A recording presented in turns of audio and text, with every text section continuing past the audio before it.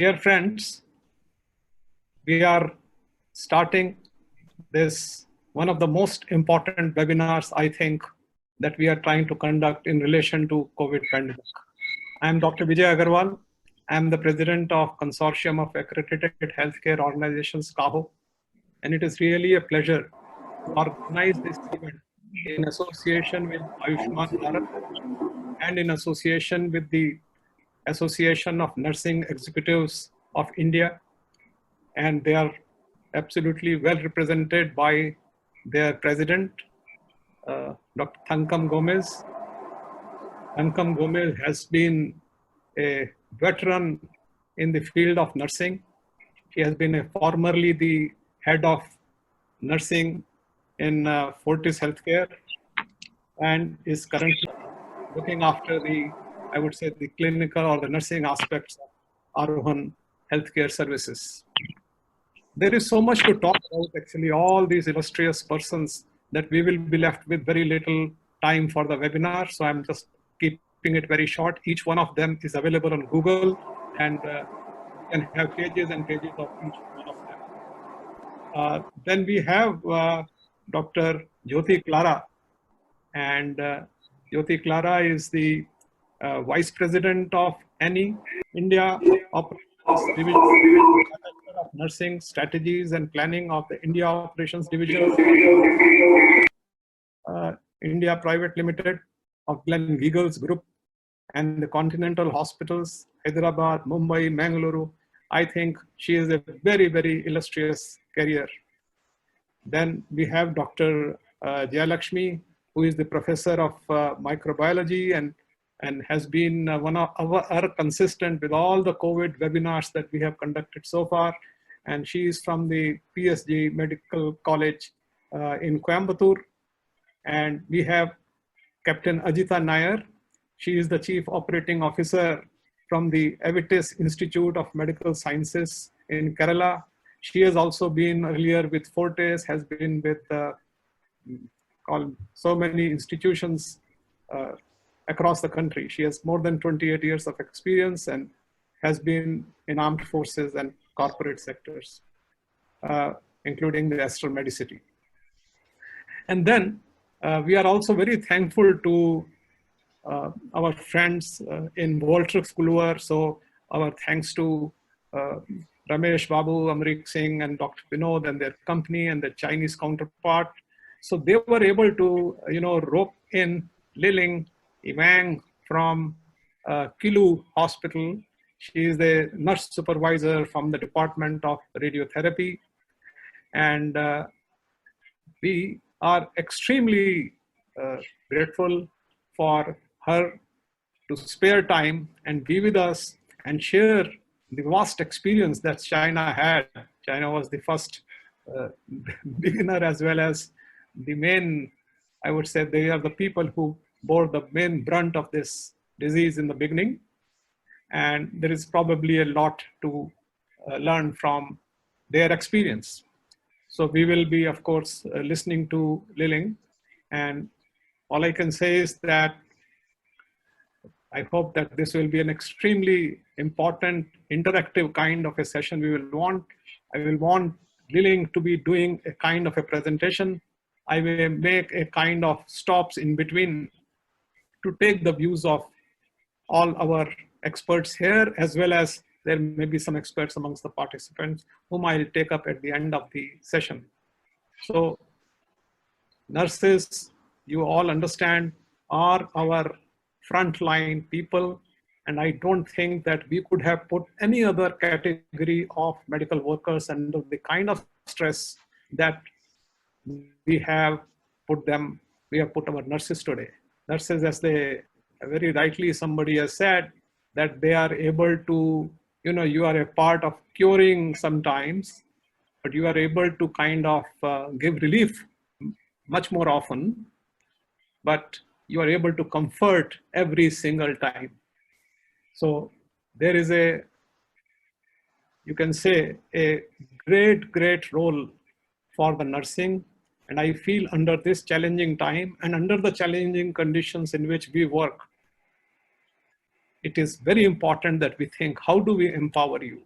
how do we empower nurses by, of course, the right messages, right education. So we will start with Liling's presentation. I will just bring. Good evening, everyone. I'm Wang Yaling. I'm very happy to share my presence. Last month, I'm working in the Wuhan, so I'm from the Qilu Hospital. I hope everybody can understand what I'm saying. I'm start my talking with the coronavirus disease 2019 upgraded to the global pandemic. It's very important for the global presentation and to sort out of the experience of the anti-epidemic care. So my topic is Qilu nursing experience of a critical ill COVID-19 patient. The presentations is divided into the presentation is divided into the three parts: infection prevention and control, and nursing practice, communication, and rehabilitations. Currently, the critical treatise of novel coronavirus disease have been reviewed by Nan Shanzhong, a famous Chinese expert in the respiratory disease. The most common symptom of COVID-19 was a fever. The common symptoms such as headache, GI symptoms, and diarrhea also need to attention. 11.5% of the patient entrance intensive care unit furniture and analysis shows that the ICU admission rate of the patient with COVID-19 in Hubei, Hubei province is significantly higher than that outside Hubei province. So can you just tell us why was this difference? Why was this difference between the Hubei province and the non-Hubei province? Can you say again? You're saying that the ICU admission in the Hubei province was 21.9%, and non-Hubei it was 2.5%. Why? Do you have an idea as to why this difference was there?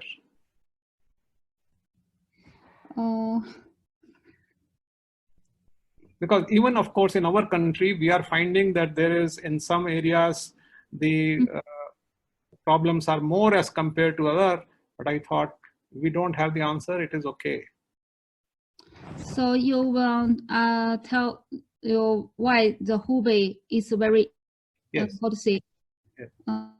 Because before, I just checked the news. Before this disease, as in Wuhan, Hubei, Wuhan, they have the, how to say, a lot of American people came in the Wuhan, and after the Wuhan, lots of people have the, how to say, the. So I think they become smarter, they became more knowledgeable, and that's why the non-Hubei people were beneficiary and there was less problem. Good. Also, just to tell friends what she said in the first slide, because I think language may be a little bit thing, that the fever and cough, as we are also seeing, are the main symptoms: dry cough and fever. Okay. Okay. So can I continue? Yes, yes. Several cases characterized the following three features. First is a respiratory distress. The respiratory frequency is more than of required to 30 times per minute. The second is that vinegar put oxygen situation is less than or equal to 93% in the resting state without oxygen inhalation. The last is that oxygenation index is no more than 300. In our observation of weather this patient is a critical ill patient, there are for early I think this was, they have divided the whole thing into severe category as well as into the next one is very critical, or there are early warning index. There is an early warning index. So we talked about the severe. In critical, they say they meet any of the following things like respiratory failure and need for mechanical ventilation, or they are in shock, or combined with other organ failure, then they need to be treated in ICU and they are in critical condition. But the early warning index, I thought that's a very, very important take-home message from Liling's slide. Yelin, are you there now? Okay, let's continue with her presentation. Is this that the early warning index will consist of the lymphocyte count of the peripheral blood is decreased progressively, B lymphocyte decreases significantly, CD4 and CD8 T cells decreases continuously. The level of inflammatory factors such as IL-6 and C-reactive proteins increased progressively. The level of lactate increased progressively. High resolution CT showed rapid expansion of lesions. If any of this is happening, we know that this is an early warning index. So maybe you can read the next slide on behalf of Yelin. She comes. Can you just, let's say, can you talk about this part? About the. I'm just looking at Wang's slides. Here, trying to depict the area distribution of the entire hospital.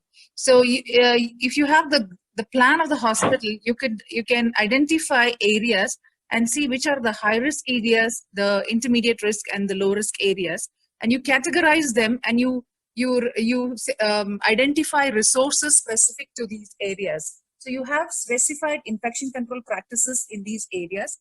At the same time, she also mentioned something called as 2 channels. These are nothing but routes in which these activities can be taken forward. One is an activity of the healthcare worker or the staff. The other is the activity for the patient or the patient attendants, so that you don't have them to cross-contaminate. So what you means by non-crossing of these people within the facility, so that you reduce the risk of transmission within the hospital. So it is important to have the entire area identified and segregated so well. And if you could color code them and see which are the center zones where you would keep your patients, or the high risk patients, or the COVID identified patients, the other patients, and your low risk areas. So this is what they have mentioned by putting it as clean area, transition area, and a pollution area, which is a common area for the public and patients to pass into the hospital facility. Okay. Next slide. Can you explain that what will be this red zone that is the most polluted area will be what? The visitors gallery? And yes, sir. Yes, sir. Yes. Yeah. So like that we can you identify your infection control practices to be maximized in these areas, and then you keep your personal protectives ready. You have your frontline people with wearing their personal protectives, have hand hygiene materials available, may be in the form of hand washing with soap and water, or hand sanitizers available in all of these areas for people to follow. And you have posters or visual cues for people to see what are these areas and where are you now. So they're also aware of the area. So the hospital staff is aware of these, as well as the people who walk into these areas. Yeah. So trying to look at implementing infection personal protective measures strictly. So there are 3 levels of protection, and depending on the exposure risk. So it is important to identify the risk of protection in each of these areas. And so you need to know what are the kind of patients or people who come in here, and what is the exposure risk for the people. And so accordingly, you will identify what protections you would need. And you could have droplet precautions and contact precautions. Airborne is not specified to these, except when you when you're doing certain risk procedures like aerosol generating procedures, where you would require a higher level of precaution, which is an airborne precaution. So hand washing would be the least minimal that you would require for contact isolation. And for an indirect contact, but which is by means of transferring infection by ways of fomites, you need to have a disinfection that is being done for materials which have to be used again on a patient or which is touched frequently by people. So that has to be clean. So that is for a contact. And for a droplet precaution, you need to have people distanced away from at least 1 to 2 meters from each other, which is a basic minimal. But if you specifically look into these contact isolation, you keep them away and have hand washing in place, wear personal protectors. And for a droplet, you would again do a hand washing and a personal protectors available. For airborne precaution, you need to have a facility which has an engineering control with a negative pressure area, where the air within the facility is continuously removed from there, and the person is also wearing an N95 mask. So the people there need to know, which means the healthcare worker, all the staff there, the nursing team need to know that they have to wash hands, and they also need to know how to wash hands, how long to wash hands, and what are the material that is required for them to wash hands. And they also need to know the personal protectives available to them in that particular facility, where are they working and what is their requirement, what is the bare minimal personal protectives that they will require for that area, and what is the highest that they would require in an area where they would be taking care of COVID patients. And these people need to be trained more frequently. I will say, Jaya, for this training part, let me get Jyoti Clara in. Okay. Yes. Maybe she can share her experience of how do you really do this training and what do they mean by one assessment? Yes. Let's move to the next slide then. Yeah, Jyoti will speak. Yeah, Jyoti. Okay. So actually, when it comes to PPEs, we are supposed to focus on donning and doffing, which is more important. Doffing is more important than donning. And buddy check is a system. We use this as a best practice. So we keep one extra manpower who's a senior professional in nursing, who watch out all nurses and doctors and other people coming in and see how they are donning and doffing. And in between, whenever they have an exposure, which is an indicator as well, how they have to step out and how the doffing has to be done by the buddy check, and the staff is protected from overexposure. And also, like, we focus on minimal exposure kind in the sense we have airborne disease prevention methodologies where we have a hood which collects all the aerosol exposures, and we will be able to disinfect them and reuse them so that the aerosol spread is not happening across the environment. We also consider flexible duties for nurses when it comes to the discomfort related to PPEs. So we also have something called as ABC rotation. So the duty timing and the duration of their particular rotation is also being modified according to the comfort of the nurses. And we also use 2 to 3 feet distance of care. When it is when they are on PPE, they always forget sometimes and go very closer to patient as well. So we say that they have to maintain a distance of 2 to 3 feet, and we give them a special training as to how to administer medication, how to go near the patient for vital check. And we also have a system which is called as connect, organize, visit, and exit. So this 4 methodology that they inculcate should be included in the training so that they are able to connect with the patient before they enter into the room by mobile or WhatsApp, through the FaceTime or whatever it is. And then they organize what is required. So it is a mutual goal setting they do.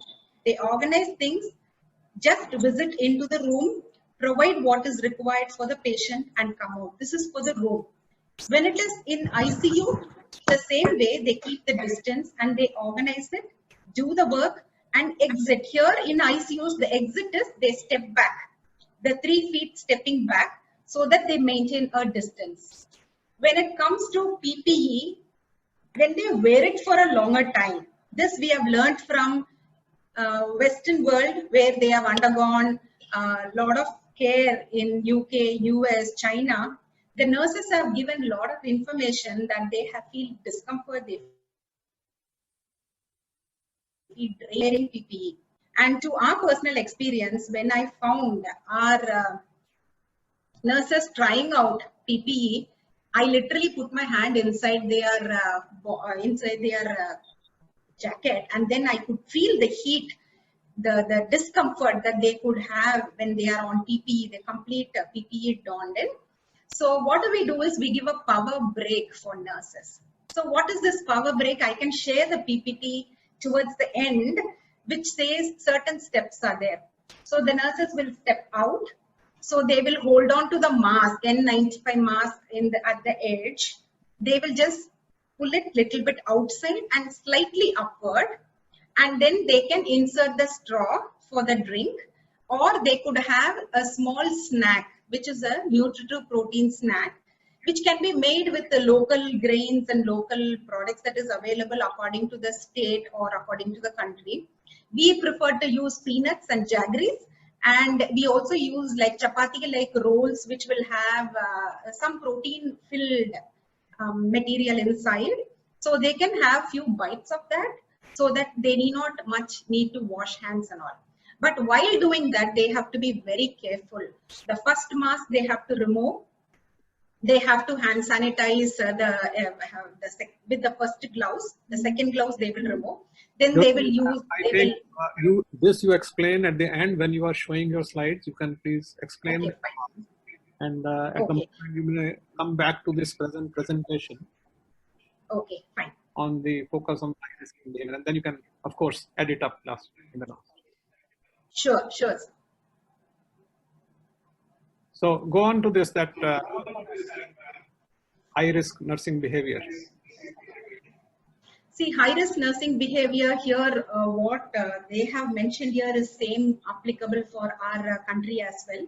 So nursing behavior is common across. So nurses have to be very clear when they are close with patient, especially when the sputum suction that they do, automated inhalation is happening, mechanical ventilation, tracheostomy nursing. Normally they say tracheostomy to be avoided, but in some case where if already the patient is on tracheostomy and they have the infection, or for some reason they have to be on tracheostomy in the future, and arteriovenous punctures, endotracheal intubations, and throat swabs collection. So these are some of the procedures they have to be very, very careful, in the sense they have to be not attempting to do in urge, but they have to collect things properly, and they have to see that they follow the particular procedure in steps. So each of the steps is given here. How do they do it? Like when they do the sputum suctioning for nursing, they are very careful that they maintain the distance. And they are also have to, one important thing that we can understand here is the sputum cup is filled with chlorine containing disinfection which is added. So we use sodium hypochlorite, so which can be available, so that the content that comes out is getting disinfected. Same way for the sputum, the pipe that they are using, this is one method that we could learn from them, is like they use the standard sewage pipe, if we don't have in the hospital, because all hospitals do not have the system of disposal.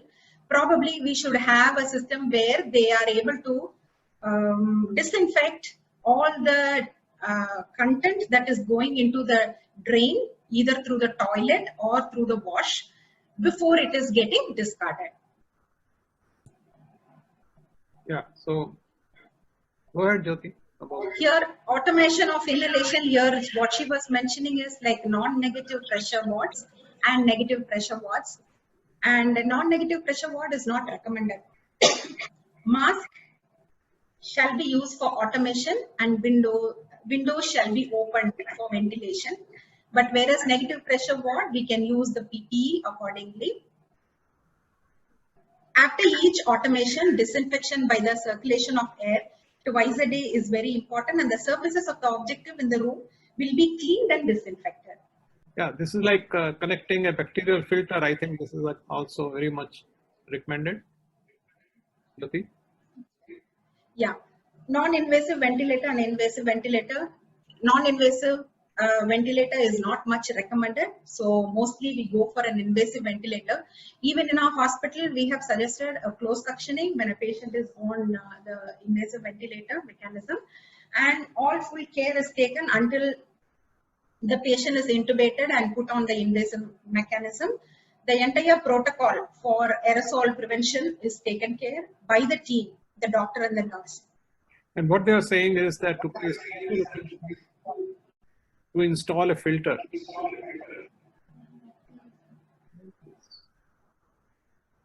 Bacterial filter to the ventilator port is very important. That is what they are saying. So insert that so that it will be easy for them to change periodically and between patients.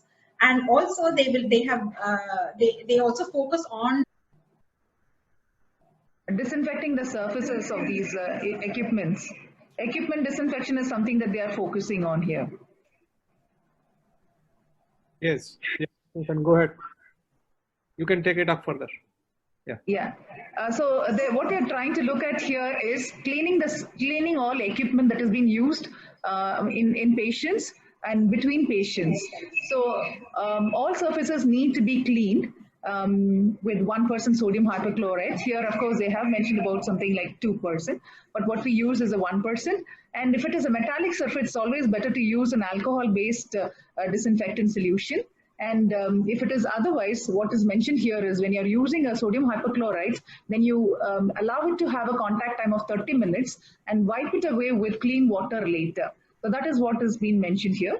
And all the disposable material that you've used on these patients have to be disposed in a yellow colored bin or a bag, which is labeled as COVID-19 waste. And then they have to be in a double bag, ideally, and then put into a container which is specified, labeled for COVID patients only. And it has to be in trolleys which are identified or dedicated for transportation of only the COVID waste. And this has to be transported by identified person or a housekeeping professional or staff who's transporting these waste. And this has to be documented also. The person who's walking in and out of these areas have to be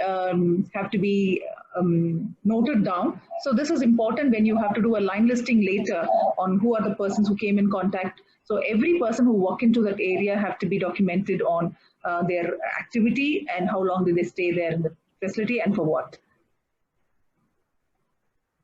So this is for tracheostomy nursing. Clara ma'am, would you want to take it over?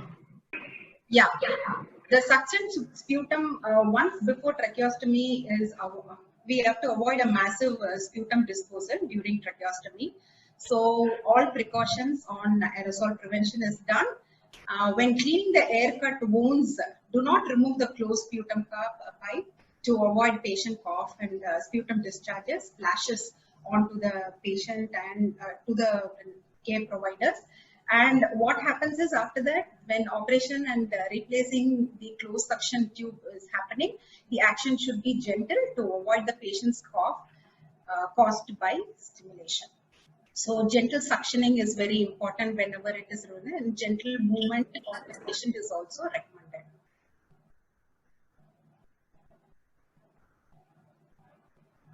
In terms of atriovenous puncture, whenever there is an access that is happening, we have to use all precautions, as said, prevention of the aerosol or other spread. So here what happens is once you fix, you see that it is retained for 96 hours and then it is changed only when there is a doubt there is infection.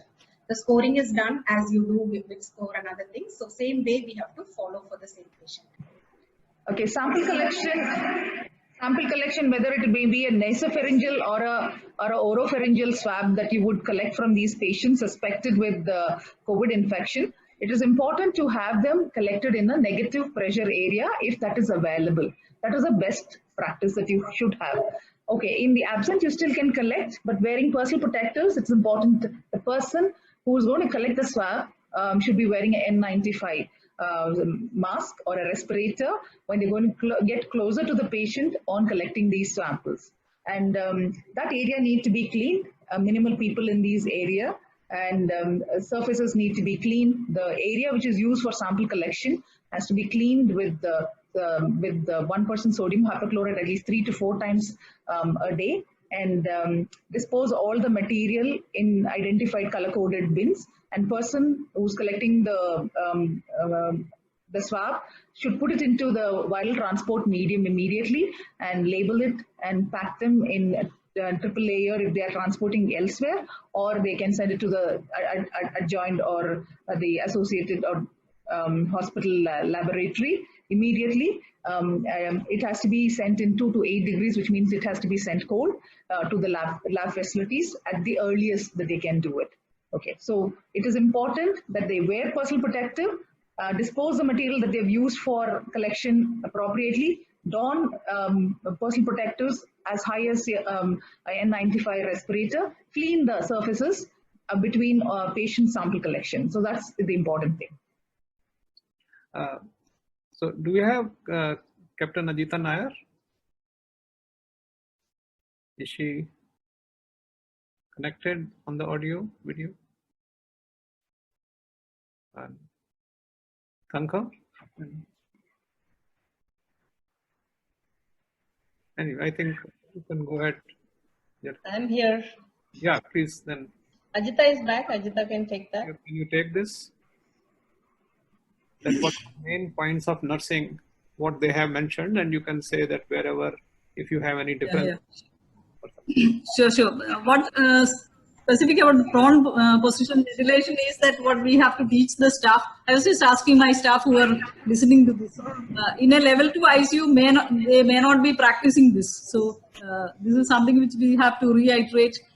The points in when we keep the patient in prone position while the patient is ventilated is how we feed the patient, how we do catheter, and the safety of our posture, the positioning of the endotracheal tube, prevention of brachial plexus injury. So these things we have to specifically practice. But by seeing probably a slide, we may not be able to teach this to the staff. So the respective nursing departments where these patients are cared for will have to have special modules prepared for educating the nurses as to how they should take care of patients on prone position and on ventilator. So maintenance of respiratory tract patency. So most of the ICU nurses knows how to take care of the patient in normal position. But when the patient is on prone position, so the intensivists probably will have to take special modules for training the nurses in this. We can videos. Yeah. Yes. So you will of course be looking at a comprehensive observation. You want a nurse to be looking at coexisting chronic disorders and common complications. Okay, that I'm sure that you are all, because they are finding that there are huge number of coexisting chronic conditions like hypertension, diabetes, chronic obstructive pulmonary disease, or cardiovascular and cerebrovascular disease, malignancy, a lot of them. And the common complications are, of course, acute respiratory distress syndrome, which is not exactly, that is the main thing which is causing the problem in this particular disease, and then shock or acute renal failure. So let's, I think, leave this one because then comprehensive observation will lead you to look at the monitoring of circulatory system, respiratory system, digestive system, nervous system, endocrine system, and already I think in the early signs, symptoms there, all those things are pointing you towards problems in any of these areas. Now come to the nutrition therapy, and I'll request Thankam, if you can. Yeah, the slide here is very interesting. I'll come to the Nutrix score that they have given here in a little while. I'm a critical care nurse. I've spent 12 years in critical care, so I kind of totally understand the importance of nutrition, because any critically ill patient, protein catabolism is very high. And because of the protein catabolism, there will be a misbalance in the nutrition status of the patient. And if that is not maintained, patient's rehabilitation or the recovery will also be delayed. And unfortunately, in ICUs, most of the ICU team then tend to look at the clinical management, the medical management, and nutrition. Even sometimes when it is prescribed, nurses, especially if they are enteral feeding nurses, they tend to overlook that part. You know, they are as critical as the medication. That's all I would like to emphasize over here, because a critically ill patient has got a better chance of recovery if their nutrition is balanced.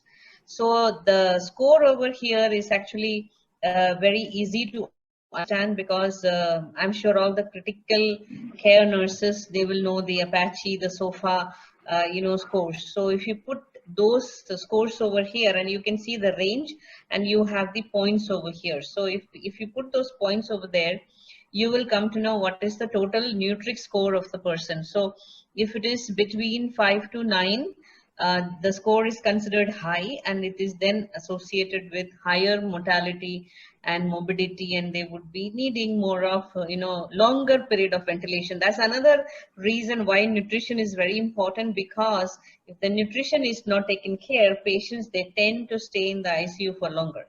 They will not come out. And if they come out, if they have to get well and get back, that time also nutrition is very important. It's very basic. I know that even a small surgery, if you go home, you have to take care of the nutrition part. So here some calorie benchmarks are given, how it is. In a typical ICU, obviously the nurses, they don't get into prescribing the nutrition. But I think for the nursing fraternity, my request only will be that please participate in the nutrition planning. Understand what is the nutrition planning. And in case, because if the doctors, they forget, my ICU director used to tell me that in 24 hours, I don't talk about nutrition. It's okay, you keep quiet. 48 hours, you remind me gently, Dr. Vijay, you haven't told me. I'm not this Dr. Vijay, other critical care. So you tell me that, you have not prescribed the nutrition. 72 hours, he said, you pull my hands and make me write the nutrition. He had this kind of a intensive focus on nutrition as well as on removing the lines. These were, very, very basic, many years ago. I have learned it. So I cannot emphasize more. So that's where I feel sad that if I see the rice to feed sitting at the bedside, not given to patient. Ajita is smiling because I like to tell some real stories, So this one is more knowledge. So I think we can skip that all this will be, prescribed by the doctor, and the dietitian will take care of what is the composition. And when this we already know that when we plan for and nutrition for a critically ill patient, we should have all these, blood works in front of you to decide how much of electrolytes needs to be given, how much of protein, how much of carbohydrate, because their nitrogen balance has to be maintained. Anything too much, the body cannot manage it. So rather than helping, it will harm. So very important, do not disregard the nutrition part of it. It is not only for COVID-19. COVID-19 has got higher mortality when they are on ventilator. It is for all patients. And when they are very sick, please do not forget the nutrition aspect of care. Thank you. So I think this part is to do with the nurse-patient communication, which, what I think of course, nurses, they do understand that the common adverse psychological reactions of the patients, which have to be kept in mind, is fear and tension, denial of invalid. I think my voice is echoing, so I'll just ask again either Achita or Jyoti to please take over this. Nurse-patient communication is very, very important at this point of time, especially when the COVID patient comes in. I literally saw the first patient stepping in as a suspect into a hospital. I can see the nurses and doctors staying long away from the patient, and nobody is even nearing the patient. This was the first reaction. Then after they have overcome everything, there was no barrier that 1 meter distance is not the 2 meter distance. So many times we overdo. With fear, we distance, and then the fear is nullified, and then we go closer. But a balance is very, very important here. Of course, fear, tension, denial of invalidity, anxiety, isolation syndrome, self-image disorders, inferiority complex, anger and hostility, loneliness and depression, and paranoia and dependency are all the reactions that the patients will have. Basically, they feel that they are isolated. We are not getting closer to them. So that feeling will be there. So we have also devised a technique where to make the patients feel it is not only the distance that they maintain, but psychologically they should feel that nurses are very close to the patient. Clear communication. Once they enter the ward, we have to tell them very clearly that this is a condition where they have to be little far from the care providers. However, we are not psychologically or monitoring wise or any other demand wise for their health. We are far. We are very close to the patient, and we'll be watching you very closely. Watching modality may differ, but we stay very close to you. So this confidence, and also many times we can say you're okay. The morning care bundle, the evening care bundle, and orienting them to the time, talking something which is relevant to the patient, like about their home and the family and their hobbies. All that will make them feel that they are not a stranger in the unit. So this is very important actually. And we see once this establishment is happening, the patients become very happy. Sometimes they even give in openly in Google review, I had COVID, the nurses took care of me very well. So that extent they are going to give a feedback that they are satisfied with the care. Yeah, Ajita, you want to add something? Yeah, go ahead. Sir, we are while taking care of these patients, we are faced with a peculiar situation where so far we were telling the nurses, you hold the patient, you go near the patient, you spend time with the patient, talk to the patient and things like that. But we are now faced with a situation we have to do all those things while being physically away from the patient. So we had a peculiar situation the other day. A patient came in the ambulance, got out of the ambulance. He was probably collapsing. So everybody went to help the patient, those who were not wearing masks even.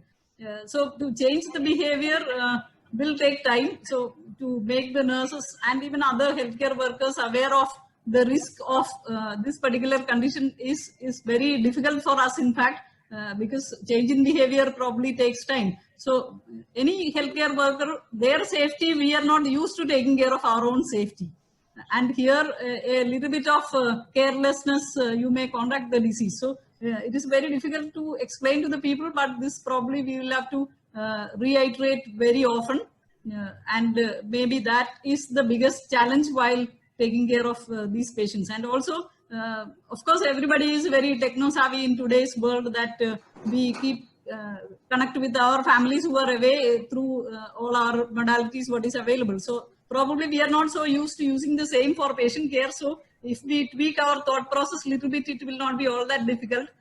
So all my colleagues who are taking care of these patients in Mumbai and other places, even abroad, says, they connect with the patient through WhatsApp contact. So they speak to the patient using all those technology what is available to us rather than going to their rooms. And I'm sure all our behavior is going to change after this, COVID thing, and we will start using these methods even for other patients, I think. Because behavioral change takes time.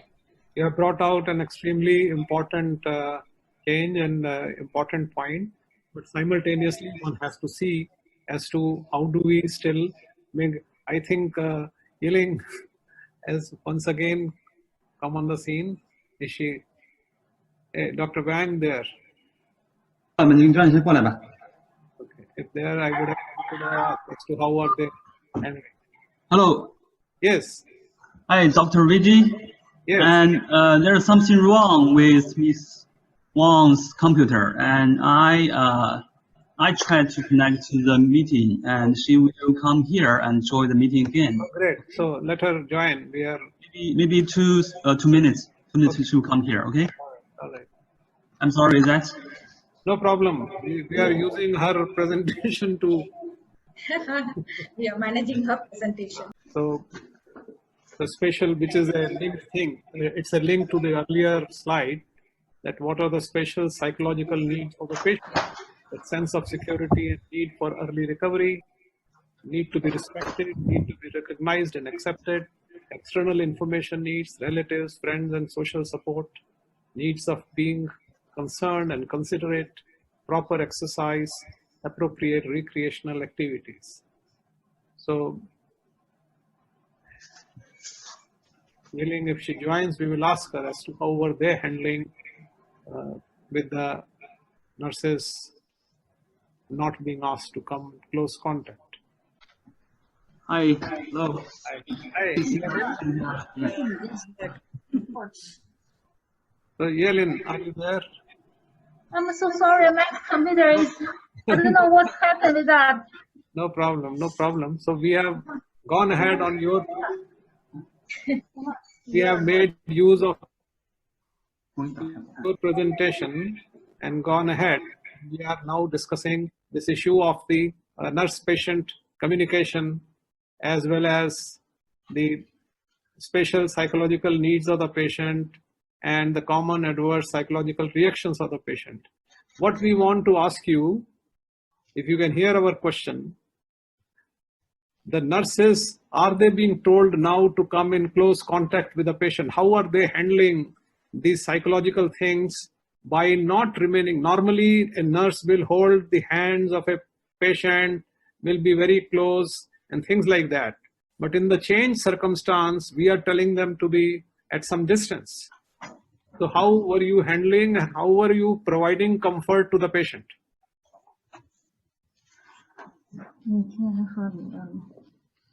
Handling. Would you mind repeat again, please, with Dr. Vijay? Yes. How to conversation with the patient, right? How do you provide comfort to the patient by, though you are not very near the patient?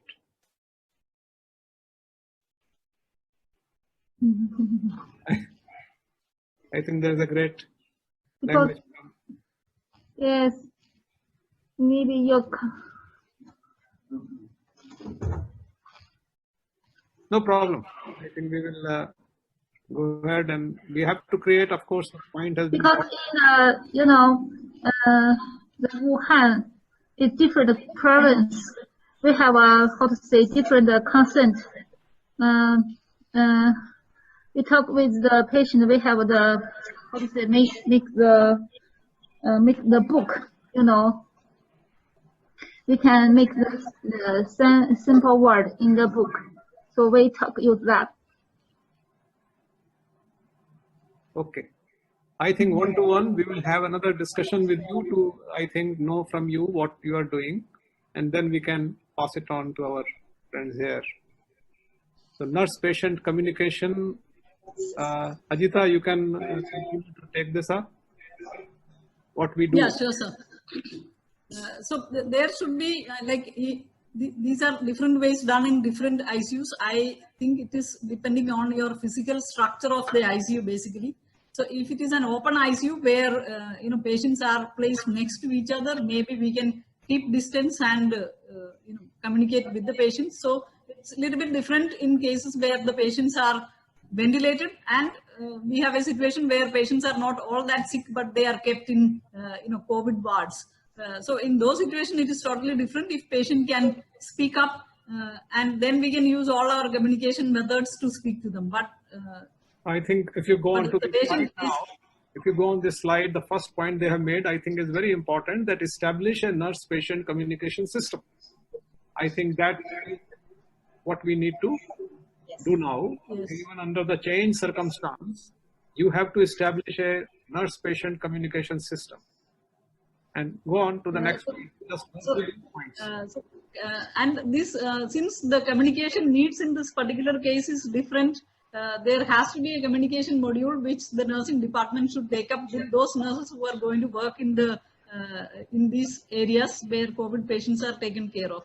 So communication should not be ignored, because in this case, what is affecting human psychology is isolation, physical isolation. So these patients are not in contact with anyone else, in fact, except probably the nurse who is coming to them. And I don't think anyone else goes to them otherwise. The food is provided outside, and they are physically deprived of human contact in any form except seeing on the screen, if they are able to do that. So in this particular circumstance, how the patients are going to react, we can only imagine how they would be. So the nurses need special training in effectively communicating with the patient in this regard, because we are not used to this particular situation. And establishing a good relationship, these all are possible if the patient is able to speak. Right. And stabilizing the patient's mood, because they may be getting into some depression and other mood disorders probably. And yes, individualized nursing. If the patient is on ventilator, we have to provide one nurse per patient. And in other cases, maybe little more ratio, and help improve patients' cognitive ability to diseases. So the patients, if they are able to understand, then it is a shade easier. But if the patients are not, and if they are confused, then we are getting into more difficult situation with the patient.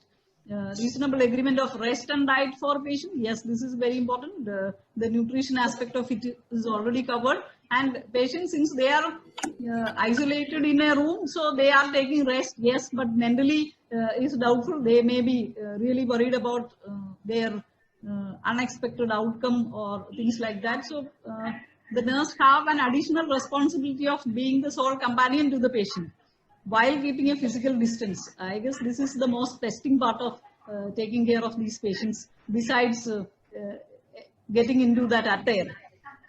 So early identification and timely intervention of psychological crisis is very important, because the patient may come out of the infection, but their psychological needs, if not taken care of, they may enter into a more crisis situation, going into depression and things like that. And timely communication and feedback, and probably having a psychologist on board is also important to take care of this situation.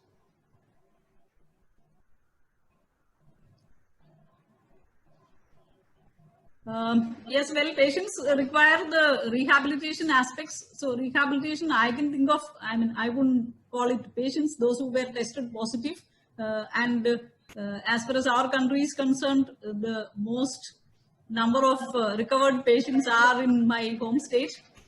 And in this aspect, they are sort of getting back into home, and we have occasionally heard where, there is social isolation and things like that, where the rest of the people in the community are reluctant to, communicate to them. So, but we are blessed in, at least in our states, where the primary healthcare workers, the system is quite active, and they visit them and give all the needful things, and also educate the rest of the community where these patients are being. These kind of reassurance to the community is very important for them to accept that they are now free of infection and got back to the society. So after the, we have faced a few situations where the quarantine period is over, but still they are not accepted into the community and things like that. So we need to be aware of, we are facing a very, very different situation than what we have ever dealt in our life. So dealing with this rehabilitation once the patient goes back home is very important. And also, as far as the serious patients are concerned who are dealt in ICU, they may have many sequelae of the disease, which we are not very sure of or clear of as of now. We can only read the literature or listen from our colleagues who have handled these kind of patients, especially maybe Western countries where they have dealt with these diseases. So we are not very sure of what are those sequelae going to be. So going forward, learning from them as well is very important when we are going to deal with these patients.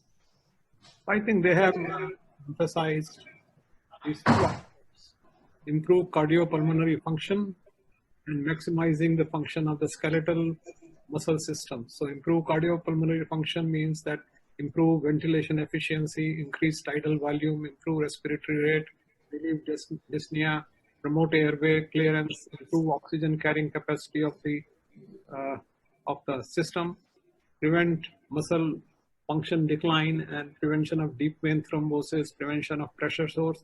These two, I think, are very important for the patient's rehabilitation point of view. So the general sequence, there is a specific thing you can talk, but I think each organization may come out with something, and then they have suggested some activities step by step, that from bedside elevation to sitting in bed, to sitting and put your legs under the bed, then stand besides the bed, then marking time, transfer to chair to the next to bed, then activities on the chair, then gradually increase walking, and then autonomous marking. Made huge sense. They have just broken down how you can increase the activity step by step. So in summary, we talked about infection prevention and control is important all the time, especially when we do it in such a high risk situation. Comprehensive observation and individual nutrition therapy, and better nurse-patient communication and effective rehabilitation. However, I think there are some points that we need to now, I'll stop sharing this.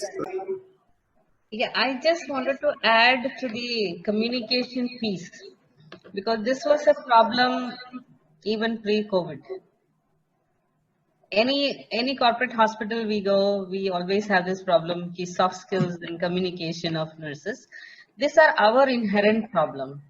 So now we are talking about a totally different challenge of looking after a patient whom we really don't want to go near.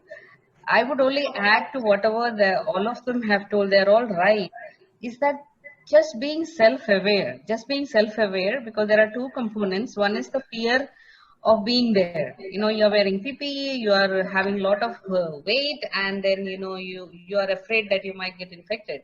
And then you are also expected to give this communication support, everything to the patient. So the first thing that the seniors should talk to our young nurses should be to be self-aware. There is a word called empathy, which is, misunderstood by many, is just to make them aware that you are doing a very, very special, job in this critical condition, taking so much of risk, and they are going through a different, kind of a trauma and stress. And if the nurses are aware, probably they will take the training positively, and they will try to use technology, whatever process that is being designed, because communication system, as you told, is very important. And it's very important for hospitals to design what is that communication system going to be. Is it going to be a phone inside, and then there will be a process by which nurses will ensure that there's a FaceTime with the family once a day, something like that. Every hospital has to design, so there is a process around it, not just do a training and just leave them. Now we have done the training. It is better to create a process so that during hard time they can remember those things, because it's like a protocol. It is better to achieve results than just leaving it open after a training. Just a little piece on communication, because I've been doing training now consistently for so many years.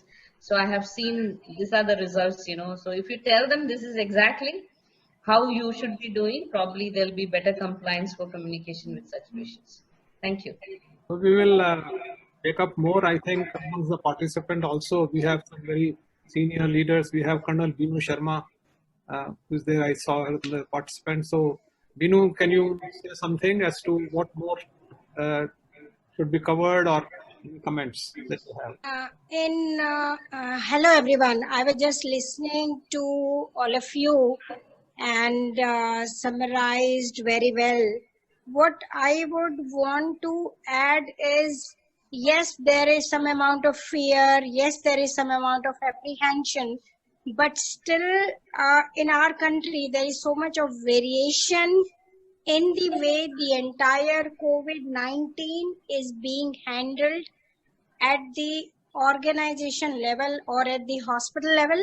Some people are doing better than others. I'm talking in terms of a team approach to the management, in terms of the doctor, the nurse, the other people, the lab personnel.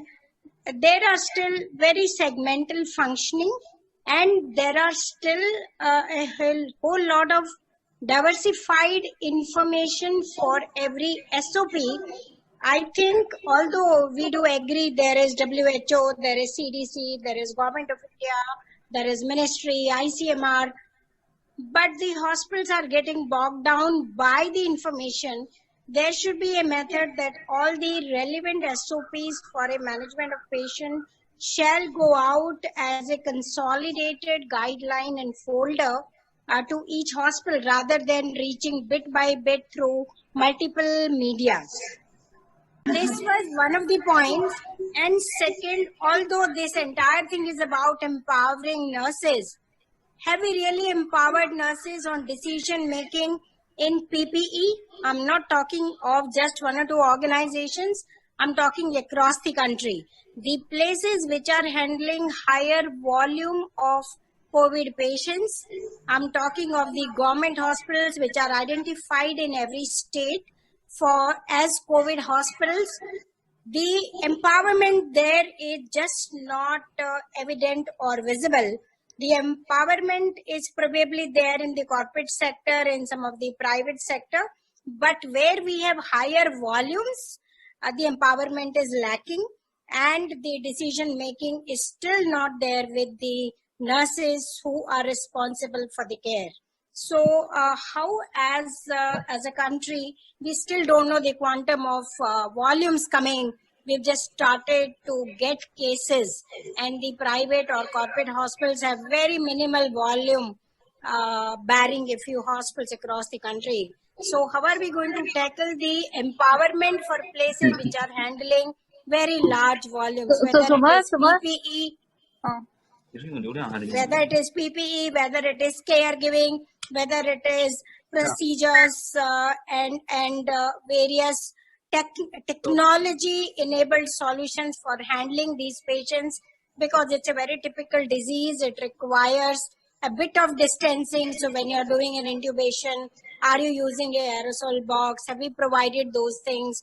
Have we really provided well the empowerment and the knowledge to the caregivers, which is doctors and nurses? I think, Jyoti, you may be able to respond to that, but I agree that this webinar or nothing can provide a kind of a comprehensive end-to-end solution to the problems.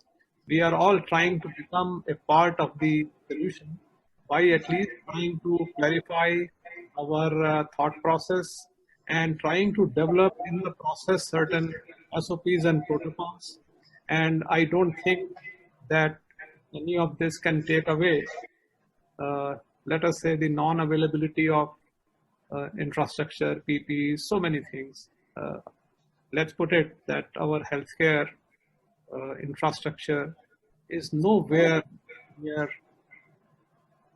not even, I would say, it's not even near suboptimal. It's leave aside some of the top corporate and private hospitals or bigger government hospitals like India Institute and all that. So the country needs to learn to invest in healthcare. All that will come.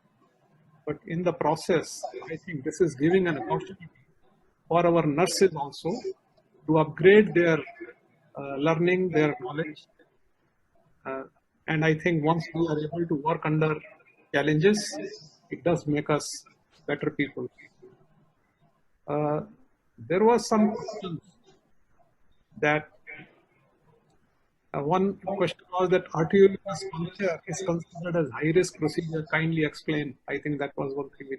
I think, Jyoti, you can explain that, the transmission process, and why is the arteriovenous puncture considered a high-risk thing? Because whenever you go for accessing an arterial puncture, you have to have a very close proximity with the patient. And when you're doing this, you have to literally go less than 1 meter closer to patient, and that's why we consider it as aerosol producing procedure. So this is one of the procedure we consider it for training for doctors and nurses. And regarding Yes. empowerment, I always feel empowerment is top down, and it is an organization philosophy.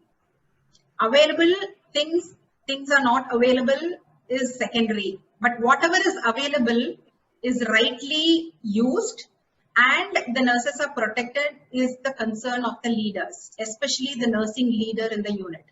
I don't think any of the hospital is left without a nursing head, and nursing head have to really take power at this point of time, and she should ensure that nurses are the focus in care of COVID patient.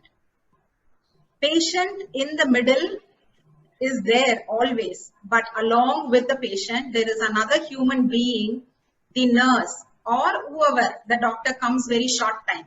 So they are in the middle. So to my surprise, for me, seeing India, I think to the extent what we are handling now itself is something amazing. I could see that because the kind of spread that is happening and the measures every single hospital, like in our hospital, our brains have not come across such experiences, but we are able to innovate SOPs, we are able to put in practice. It doesn't mean we are corporate hospital, we don't have shortage of supplies, we do have. How we are able to manage it is very important. Like you give a N95 mask for a doctor who just comes and sees any patient, and you don't give an N95 mask for a nurse who is caring a patient while suctioning. This is not right. So rational use of PPE should be an organization philosophy and policy, and it should be taken with respect by every single leader. Even in government, I'm sure there are certain products, because when I was with the health secretary for the meeting, they are taking certain measures, I'm sure, but it may not be adequate. But however, whatever is there within the limited thing, they are supposed to take care. And of course, if they are getting exposed, it's a quality indicator and it will be shown. If nurses are doing something and they are getting exposed, basal swab, they are in these incidences will show that they are already positive because of their exposure. But this is one good thing about it is, like, whether we are taking care of nurses rightly or not, there is an indicator. Objective evidence is there. This is what I would like to share. I think this probably we may have to do, of course, I think another webinar to take up the rest of the issues which are arising out of it. I think we have exceeded our time quite a bit. Dr. Agarwal, one last question. Yes. Or statement rather, it's not a question. It's on is declaration of contact history or quarantine by a patient or family, should that not become an offense now in terms of the law? Now, you see, because most hospitals are getting affected by it. The hospital clinical workforce of doctors and nurses is getting impacted because of false information or holding back such information. Should the law not be there now for this? Binu, I think we have enough laws anyway to, please understand, I think the kind of restrictions which have been put in this country are unprecedented, and majority of the people are abiding by it, and you are doing relatively good. However, the point you are making requires, I think, time and again, education of the public that giving this information is what is good for you and is good for the healthcare worker. They are not concealing that information, I think, to really, let's say, punish the healthcare worker, but that's a part of their persona, their nature, and we have to see that. I mean, it is like majority of the people know that smoking is bad, but they continue to do it, and there is no end to these things. However, there needs to be, first of all, I will just make one point here. Even till today, we have not created a structured template to collect information from all the patients who are getting admitted in the hospitals. I mean, just imagine that if you had a structured template where all the information was fed in by everybody, so out of these 14,000 patients, you can get analysis done almost every second day, third day, that how many patients are having cough, how many got admitted with this, what were the prognostic factors. We are not getting that kind of a thing. I can only assure you that CAHO is working towards, we have created a kind of a template, we will be circulating it. But the issue is this, that somewhere along the line, the empowered group of people have to understand some of the things which are affecting people at the absolute end level, like what Binu is saying, let's say concealing of the information. But when it comes, who is going to prove? I will say that I was never asked. This is, you never gave. So I think this particular webinar, I think, will give a lot of food for thought for you to develop certain SOPs, certain protocols, certain videos, which we should be developing. What I will tell my friends who are attending this webinar, that if you have questions, then please get in touch with Annie or with CAHO, and we will take up those things further. And this video will be available at CAHO website at www.caho.in, and I'm sure that will be available also with Annie. We can circulate it to as many number of times. Please kind of go through it and let us then create questions. Let us have more questions which can be answered. There can be questions which cannot be answered because they are not in either your hand or my hands. But I think we have certain obligation. We are already getting some, like for example, yes, we can make a video on how to handle patients in the prone position. We will get a video on any of these small things. Is the next step that between Annie and CAHO, we need to do it. So I think I would have loved to continue with this discussion. Thankam, if something very urgent, then please do it. Otherwise, I would like to conclude it. Go ahead. Sir, I just wanted to add only one more thing about patients hiding their travel history or their exposure. As you said, can't blame anyone, but I think again we come back to communicating with the patients more than enough and in a more louder manner through posters and other communication methods when they come, to tell them that your history is very, very important to keep you safe, your family safe, us safe, and the entire country safe. And in that language should go. And India is a very big country. So we see that we have done fantastically well compared to many other countries, but yet we will have these challenges. I think we need to come up with an innovative solution. It may not be the case in some other country because they will understand when you tell them, but in India it may not be so. It's like it's better to hide that I have that disease. But if we communicate the right way, I think we may be able to elicit the history, and that assessment history taking is very, very critical. That should not be overlooked. I mean, it should not be like any other case that you take the history quickly. It may be your old patient, so don't take it for granted. I know this patient, so let me just admit. So these are some of the lapses that can happen, and that is my understanding. Speaking to different hospitals through different channels when they had unknown patients who had turned into positive, their own patient but turned into positive, and then the staff had to be quarantined. So I think we have to learn from those lapses and see that how can, again, go back to a process by which, the process can filter these, communication and history taking. And that's how we can find solutions. So Jyoti, I think some slides that you wanted to show is still left. You think that we can do it now, or we have to, how do you want to do it? Help yes. nurses understand that how do we give power break for nurses. So they will say like we are all donned completely. So in between every 2 hours, if we feel that we need to drink something or eat something, how do we do it? So this is a very self-explanatory slide that we have prepared for our nurses, and we have tried it out also. So nurses feel comfortable and teaching becomes easy. So this has got few steps. It is just a single activity. Otherwise, just nurses go there, bring something and come back. But here at this time, when they are caring COVID patient. You had explained it while you were doing earlier part. You had I think, mentioned these steps. So you can move on now to the next slide. They can go through this slide. Yeah, I should really appreciate my nurses in theatre because they didn't have cases to scrub.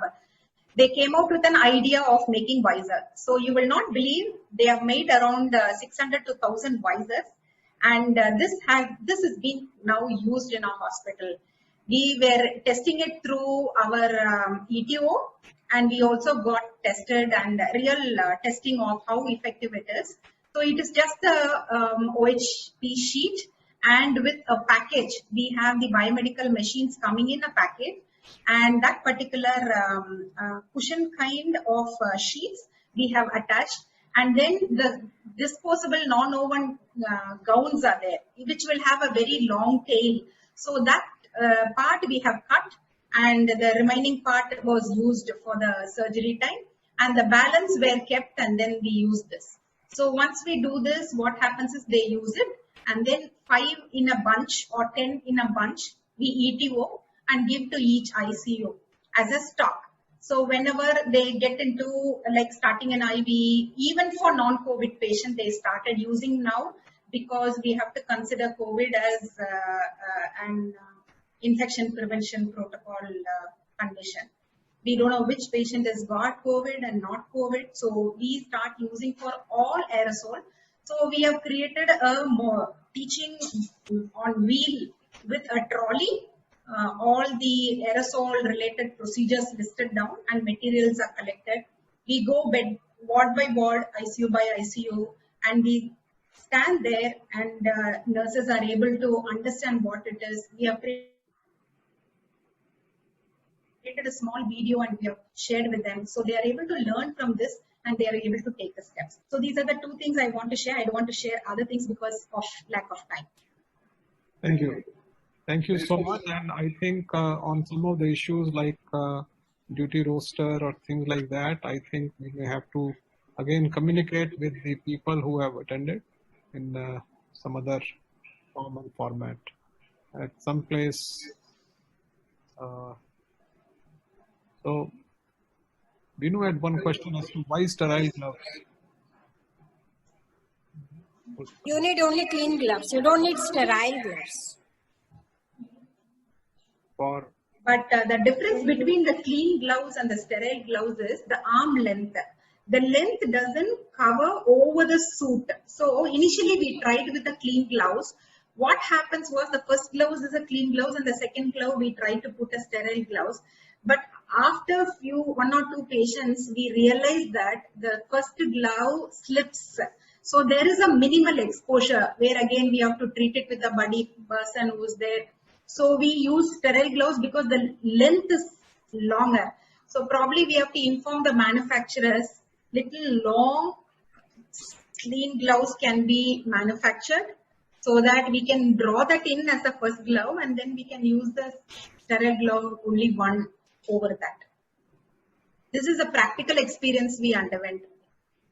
So thank you very much. And towards the end, I can see Ellen again. Ellen is there. So Ellen, thank you very much for your wonderful presentation. Which I'm so sorry. I bought that my computer and my network. You know, I don't know how to say that. No problem. You know, I prepared the PPT for the 3 days. Yeah. I want to have a wonderful presentation. Thank you very much. And we will be in touch with you again. Yes, it's my pleasure.